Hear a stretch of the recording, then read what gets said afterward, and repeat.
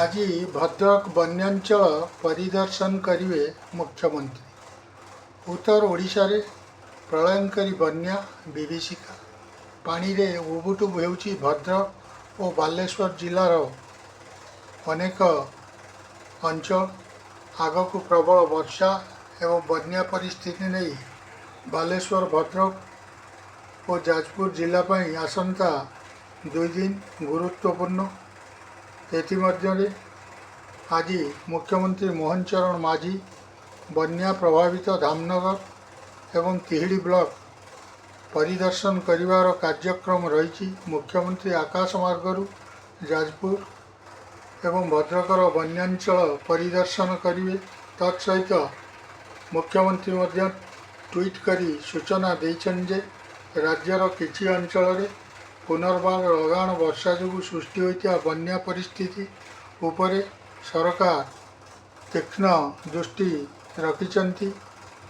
ଚତୁର୍ଥ ବନ୍ୟା ଯୋଗୁଁ ଭଦ୍ରକ ଜିଲ୍ଲାର ଭଣ୍ଡାରିପୋଖରୀ, ତିହିଡ଼ି ଏବଂ ଚାନ୍ଦବାଲି, ଧାମନଗର ଆଦି 4ଟି ବ୍ଲକ ଓ ଧୂସୁରୀ NAC ପ୍ରଭାବିତ ହୋଇଛି। ଏହିସବୁ ବ୍ଲକରେ ମୋଟ 33ଟି ଗ୍ରାମପଞ୍ଚାୟତ, 4ଟି ୱାର୍ଡ ଓ 134ଟି ଗ୍ରାମ ପ୍ରଭାବିତ ହୋଇଛି।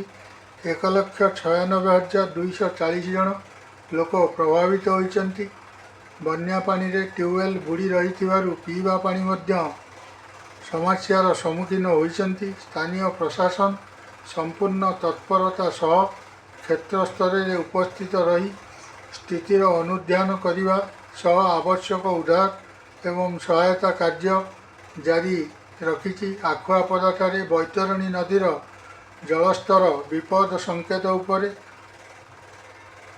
18.36 ମିଟର ଉପରେ ପ୍ରବାହିତ ହେଉଛି।